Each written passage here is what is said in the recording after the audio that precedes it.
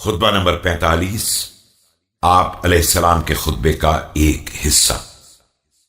یہ عید الفطر کے موقع پر آپ علیہ السلام کے طویل خطبے کا ایک جز ہے جس میں حمد خدا اور مذمت دنیا کا ذکر کیا گیا ہے۔ بسم اللہ الرحمن الرحیم۔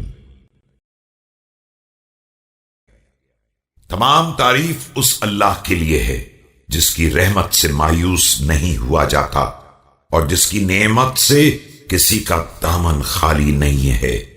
نہ کوئی شخص اس کی مغفرت سے مایوس ہو سکتا ہے اور نہ کسی میں اس کی عبادت سے اکڑنے کا امکان ہے۔ نہ اس کی رحمت تمام ہوتی ہے اور نہ اس کی نعمت کا سلسلہ رکتا ہے۔ یہ دنیا ایک ایسا گھر ہے جس کے لیے فنا اور اس کے باشندوں کے لیے جلا وطنی مقدر ہے۔